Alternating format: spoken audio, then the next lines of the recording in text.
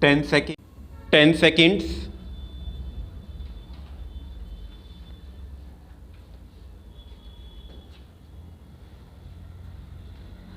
We are having this budget in the third year of the third 5-year plan. That is to say, this is the 13th budget under planning. But added to this is the emergency today, which naturally has an impact on the economic policies and in particular on the budget proposals. It is agreed on all hands that resources should be found for the strengthening of our national defense as well as for the country's economic development. I think on the whole it is a right approach in the situation that national defense and economic development should go hand in hand. Indeed, we cannot have a strong, self reliant defense potential in the country either now or in the future or in any future at all without having a strong economic base, especially industrial base, for without a strong industrial base you cannot have modern defense in the world today. Therefore, on the whole, it is a right approach, and I think we all should stick to this approach instead of trying to counterpoise and one against the other. Therefore, on that score, there is not any controversy whatsoever, but there is ground for controversy when you came to the budget proposals. The tragedy of the present budget is that it heavily penalizes the patriotism of our people. It seems that those who have formulated the budget have taken into their heads that the legitimate sentiments of the people for strengthening the defense of the country, as we all stand for strengthening the defense of our country, could be exploited in a manner which is in a large measure against the interest of the people as well as against the interest of the defense economy. I wish to make it very clear that defense has two sides, weapons and equipment on the one hand and the human side as well as the labor power of the working people on the other. I think we cannot conceive of a strong defense in conditions of discontent, privations, sorrow and suffering. I think we will have to evolve a policy whereby the resources of the country could be mobilized simultaneously with the harnessing of the willing labor power, enthusiasm and initiative of our working people.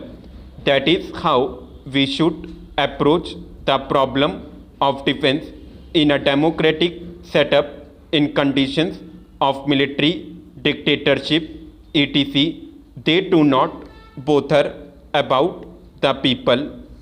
Somehow or other, weapons and equipments are brought from outside and some kind of defense is built up, which means in fact that when you go in for such a thing, you surrender your entire independence, and we are very glad that the Prime Minister has rightly pointed out time and again that in order to defend something, we must have that thing, and defense will be meaningless if we, in the name of the privations for the defense of the country, begin to sell our independence at some other counters.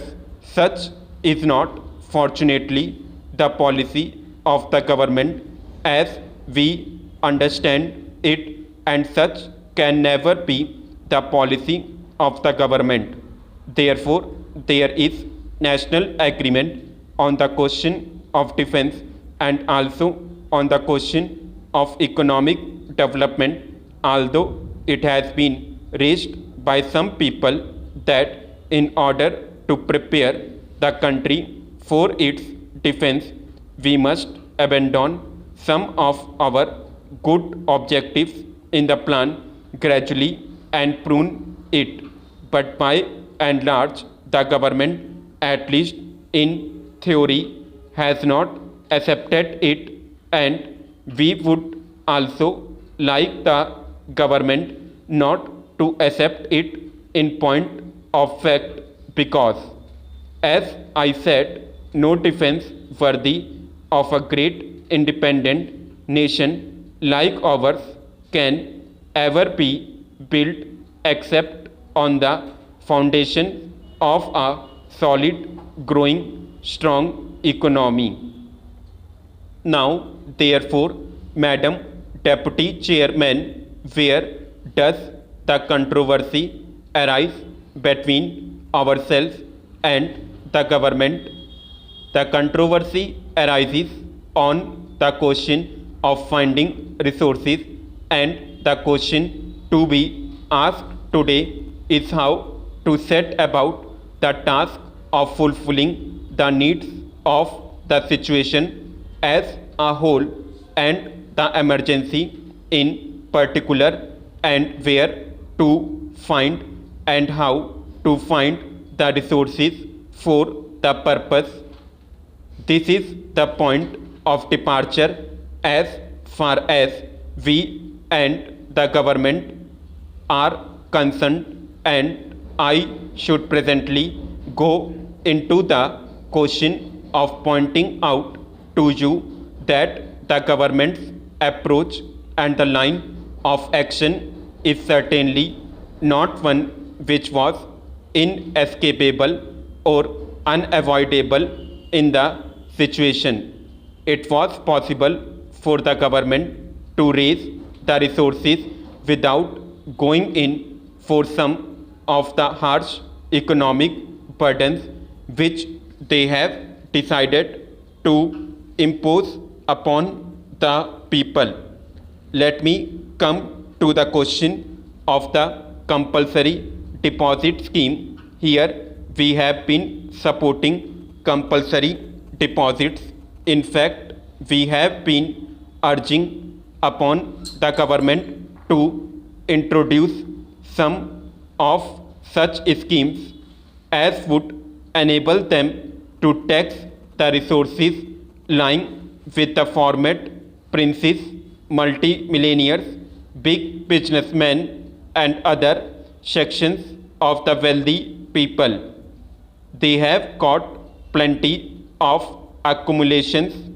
Our quarrel is not with a system of saving schemes as such,